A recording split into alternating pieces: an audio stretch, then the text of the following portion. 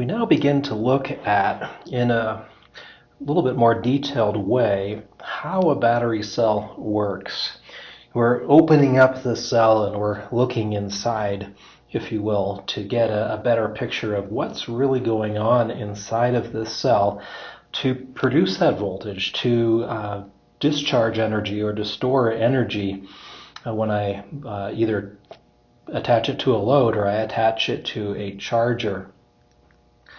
This discussion over the next few pages of notes is going to be motivated by this one figure here. And so for the purpose of the video, I think I'm going to leave the screen on this figure as I talk, but please understand that I will be paging through the notes and I will have to move around a little bit to highlight some of those areas. But for the most part, I'd like to look at it from the perspective of this figure. So we've opened up a battery cell, and it's not going to look quite like this, but this is a schematic or a cartoon or something representative in actually a lot of different ways of what a battery cell looks like internally. And there are a number of different important components to the battery cell. One of them, the first one we're going to look at, is called the negative electrode. And that's the one that's electrically connected to the negative terminal of the battery cell. And this electrode is often, as we say down here, it's often a metal or some metallic alloy or even gaseous hydrogen, which begs the question of how you connect to it, but you can connect to it using a platinum probe, for example. And during discharge, the negative electrode is going to give up electrons to the external circuit. In the figure, notice we have electrons here, and during discharge, the electrons are moving that way. Why? Because the electrons are coming out of the negative electrode. They're going through the load, and in fact, they're going into the positive electrode. If it's a rechargeable battery, then while I am charging this cell, the electrons are going the other way. I am forcing electrons into the negative electrode, and they are going to combine with the negative electrode material because of the charging process. The negative electrode chemicals during discharge, when they are giving up the electrons to the external circuit, are being oxidized. This is a technical term. It is something that we will see quite often during the course, and it's one that as an engineer I struggle to remember what is oxidation as opposed to its counterpart, which is reduction, and which is which. And maybe you figured this out in Chemistry 1 a long time ago and you don't have any problems with this, but for some reason I do. I have this mental block there. So I came across this mnemonic, this word tool, a while back that I find quite helpful, and maybe you will too. And the mnemonic is oil. Oxidation is loss. It's loss of electrons. And so during discharge, the material is oxidized. It's losing electrons. Those electrons go into the external circuit and cause some work to happen. During charge, when I'm accepting the electrons, this material is reduced. And the mnemonic for reduced is RIG. Reduction is gain of electrons. The number of electrons in the material goes up. And together we have the term oil rig, which is a little bit humorous because batteries are often considered a green technology and oil rigs are considered not green, and to use oil rig to describe a battery I think is just funny. So that could help you. Hopefully it doesn't hurt, at least understand what those terms are. The negative electrode of a battery is very often called the anode of the battery, and so I have put in parentheses up here the term anode. We do have to be careful because the term anode really has a precise technical meaning, and the anode is where oxidation is happening. It's the place in some electrochemical reaction where oxidation is happening. So you can see that oxidation is happening during discharge in the negative electrode, but it's not happening during charge in the negative electrode. So I can say precisely that during discharge, the negative electrode is in fact the anode, but during charge it's the cathode, and that's just very confusing. So most people don't bother, they just say, when I'm naming an electrode either an anode or a cathode, I am thinking about what happens during discharge, even if it's possible to recharge that chemistry. You will notice though that I very carefully, at least I try to very carefully avoid using the term anode anywhere in these notes after this point, and using the term cathode anywhere in the notes after this point. I try to stick to the terms negative electrode and positive electrode so there's no confusion, hopefully, possible. So that's the negative electrode. The positive electrode is the other side of the cell, that's over here. And the positive electrode is exactly the opposite. So during discharge, all of these electrons that are coming from the negative electrode going through the load are accepted by the cathode. Sorry, the positive electrode. See, I did it. During charge, I am forcing electrons to come out of the positive electrode through the charger and into the negative electrode. So during discharge, we call this the cathode because this is where the reduction is happening, but during charge, oxidation is happening, so we have to be a little bit careful there. Another component in the battery cell is the electrolyte. And you'll notice that the electrodes themselves are not drawn as solid chunks of something, but they're drawn as little pieces, little particles. And I did that on purpose because the lithium-ion cells, especially that we will focus on, the electrodes are comprised of millions and millions of tiny particles. They're not solid chunks.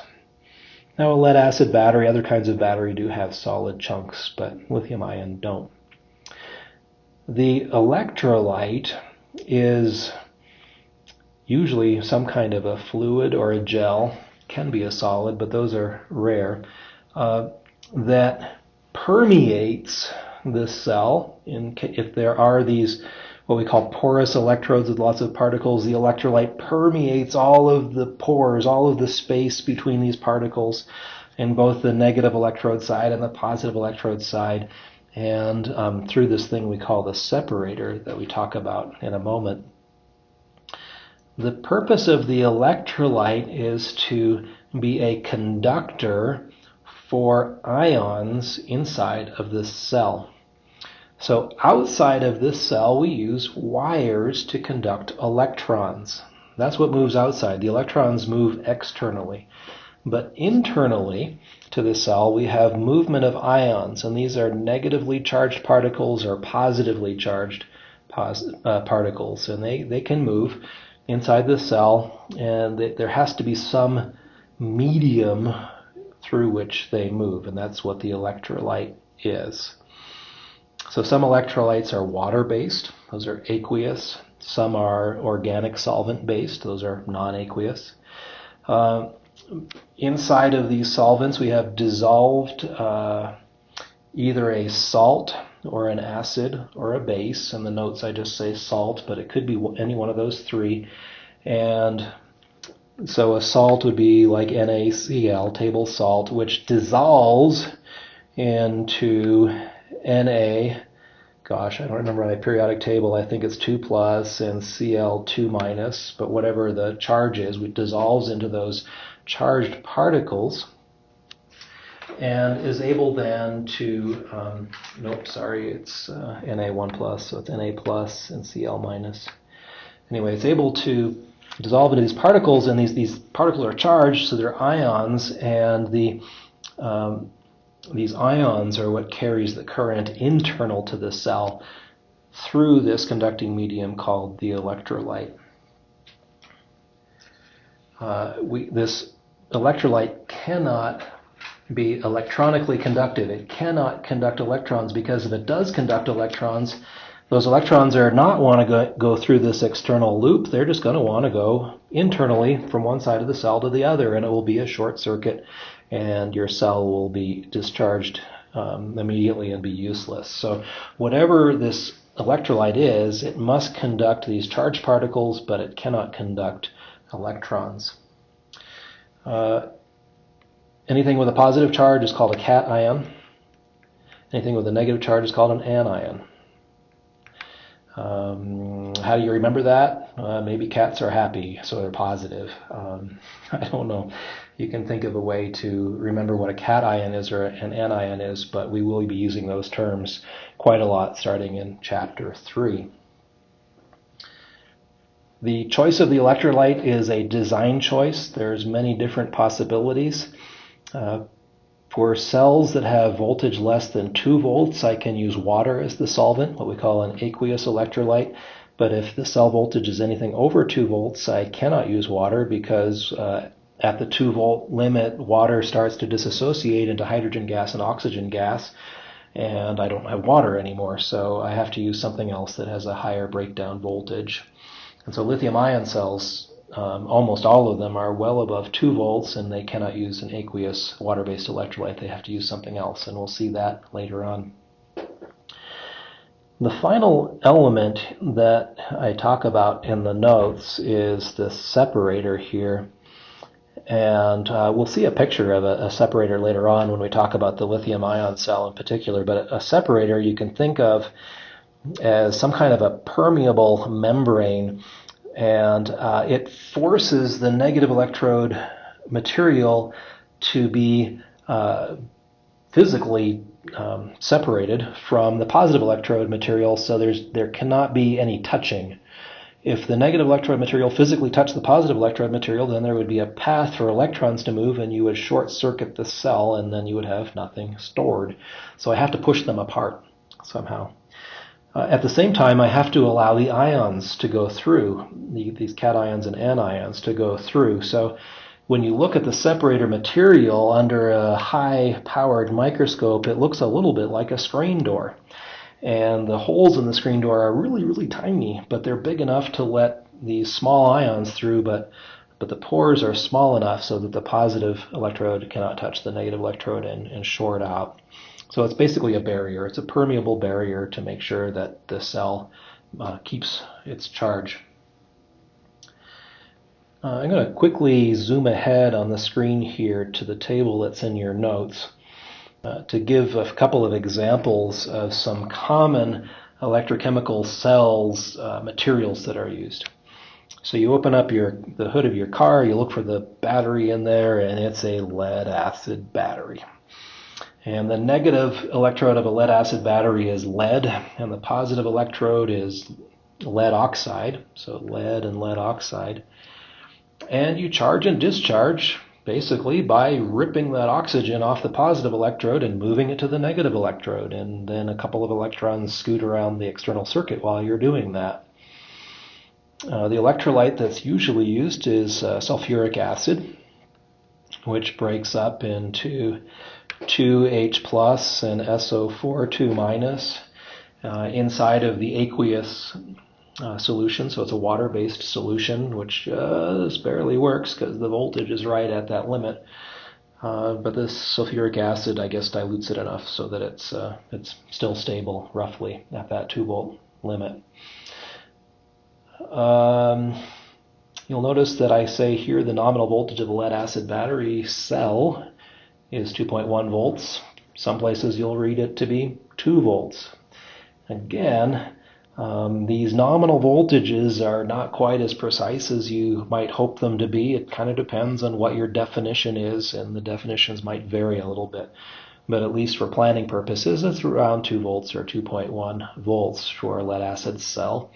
And some motorcycle batteries use 3 of these in series to get a 6 volt battery, and most vehicle car batteries use 6 of them to get about a 12 volt nominal. But you can charge them up to 14 volts or so and discharge them down to 9 volts or so. So there's a wide range possible, and yet there's a nominal voltage that you have to put something on the package, so we write the nominal voltage on the package.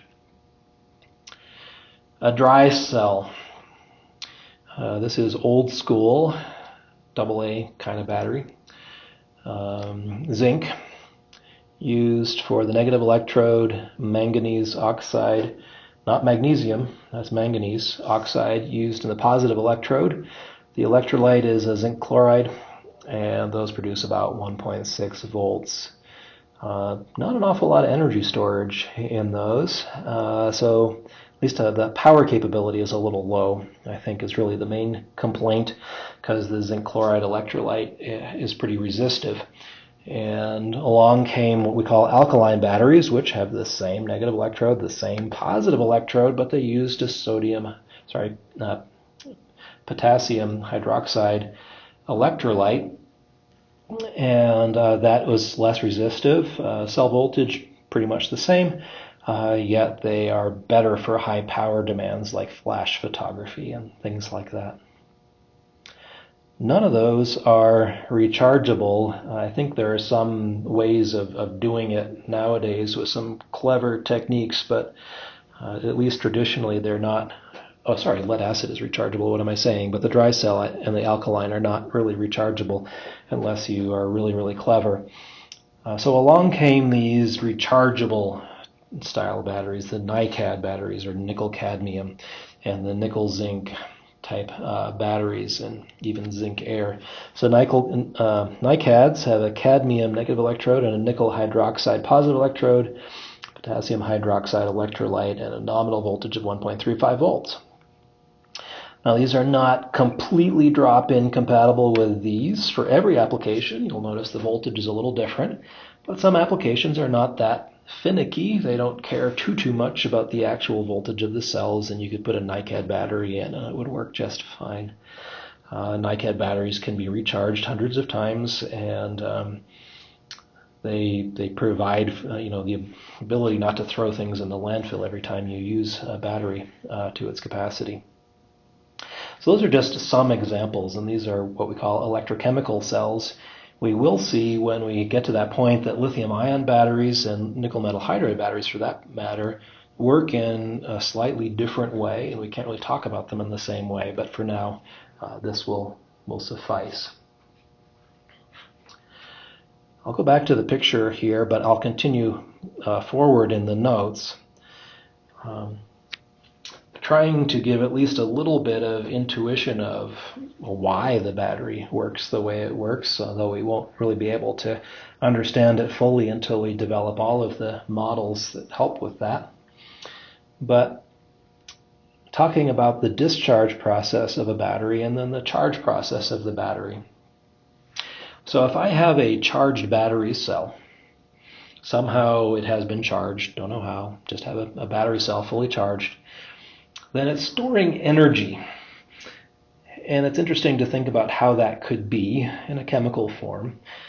But basically there's energy in there. You've raised the electrical potential, or the electrochemical potential rather, of the materials in such a way that the potential energy at the negative electrode favors some kind of a chemical reaction. It favors a process that releases electrons into an external circuit and positively charged ions into the electrolyte.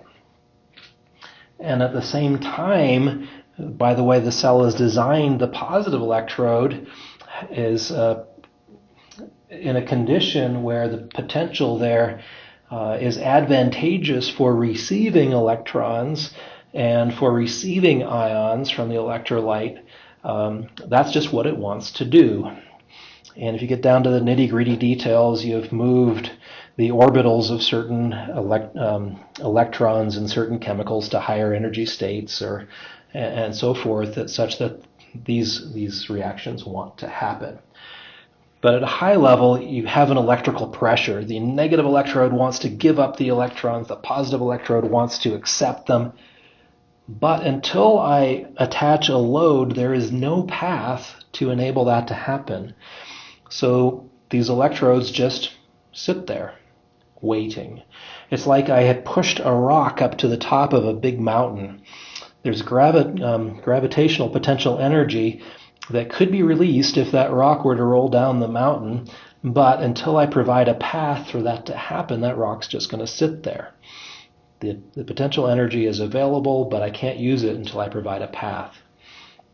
Once I provide this path, this conductive path, I connect an external circuit, all of a sudden there's a possibility now for the negative electrode to give up electrons through the load and for the positive electrode to receive them and so forth.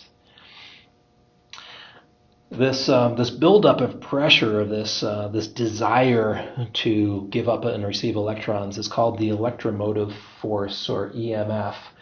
And this pressure is the cell voltage. And oftentimes when electrical circuits are being described, because we can't see electrons and feel them, unless there's a lot of them, it's hard to visualize it, and people use analogies of water and hoses and water and all of that.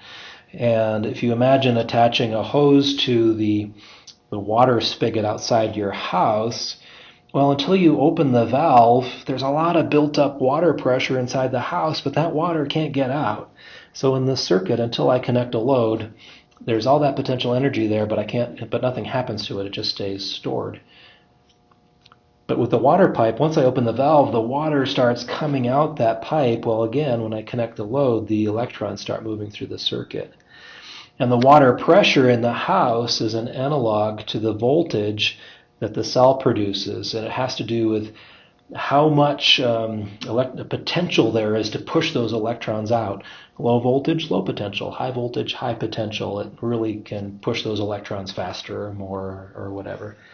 So the analogy might break down a little bit, but at least it could be helpful for you thinking about, voltage is like a pressure that wants to push the electrons through the load if there's a path for that to happen. So when that does happen, when the electrons are released from the negative electrode, then that stored energy is released at the same time, and the negative electrode goes to a lower energy state, which usually is accompanied by a lower voltage as well. And so this cell will continue to supply electrons to the load as long as it can do so, as long as there's energy still stored that's able to do so.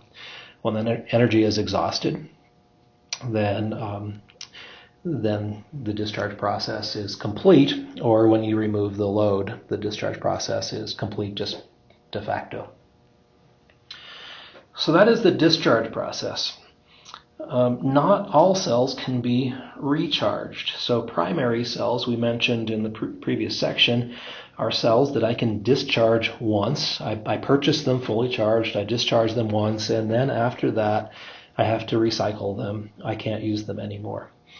And that has to do usually with the fact that the chemicals, I guess you could say in a not very technical way, have been exhausted. In a more technical way of thinking about it, it's not possible for me to restore those chemicals to the original state by applying an external charger. If I apply a charging current, instead of restoring the chemicals to the original state, I will convert them to some other state that's not actually useful for producing or for storing energy. So primary cells cannot be recharged. Secondary cells can be recharged. So in a secondary cell, in a rechargeable battery, when I'm charging it, the same process happens in reverse. Now, the cell still wants to push electrons that way. But instead of a load, I'm putting in a charger. And the charger is forcing electrons to go that way. So I'm adding energy to the cell from the charger by basically applying a higher voltage to the cell than it already has and forcing electrons to go the way they would not tend to go just on their own. In the rechargeable cell, this restores the chemical compounds to their original form, at least ideally. In practice, there are always some kind of inefficiencies, so that doesn't happen perfectly, but it happens to a large extent. And so since the chemical compounds are restored to their original form, that means I'm storing energy in them as I was before the first discharge. And when I remove the charger, that energy that's stored there could be used later on if I attach a load again. So the chemical reactions go both ways. They're bilateral if I have a rechargeable battery cell. So overall, that's a quick view of what goes on inside a battery cell. The charging process, the discharging process, the components of a cell. And from now on, you should be familiar with the idea of a negative electrode, a positive electrode, a separator, the electrolyte, the charging process, discharging process, and so forth. One thing I did fail to mention that I will mention before I close here, there's one other component in two places on this diagram that I did not mention yet, and that's this thing called a current collector, which is not present in all battery cells, but is present in some. And this is something that takes no part in the chemical reaction that happens in the cell, at least ideally. Sometimes there are some parasitic reactions that we don't want to happen, but ideally it doesn't take part in the cell operation in any way.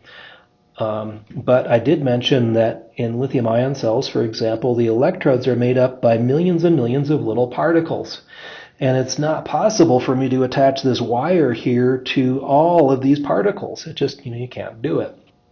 So the current collector is just a piece of metal foil onto which these particles are somehow adhered with a conductive agent, such that I can attach the wire to this current collector, and the current collector is in electrical contact with the negative electrode or the positive electrode on this side.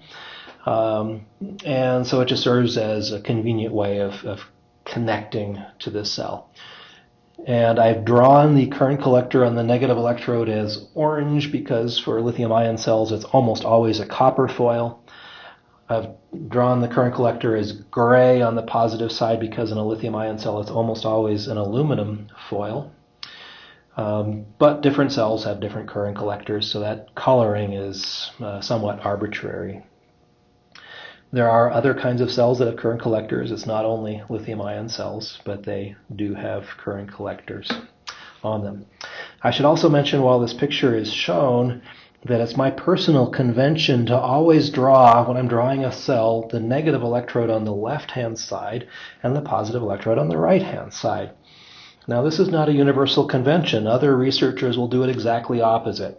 So it's a matter of preference and style and all of that. But I believe always, at least I attempt to always draw this cell with negative on the left and positive on the right. So you should expect that from me. Also, the color of the particles inside the cell don't really mean much. We're going to find out later that usually the materials are black, and just it looks like a charcoal powder, really, to look at them. And so I color code them green and purple just for purpose of convenience, and I tend to keep this coloring throughout the notes, although I may not always. So this is just for illustrative purposes. Please understand that real electrodes are much less interesting to look at than that. For a lithium-ion cell, this particular one is drawn roughly to scale, just so you know. The negative electrode is usually a little thinner than the positive electrode, and the size of the particles is usually on this order, at least in comparison. So this is a small cross-section of a cell. It would be many, many millions of particles in a larger area, but this is the rough dimensions you might expect of negative electrode versus separator versus the positive electrode of a cell. So that concludes this section. We're going to move on now and look at some other ideas behind how the cell works from a more chemical orientation of a standard electrochemical cell like a lead acid cell or something like that. So that is next.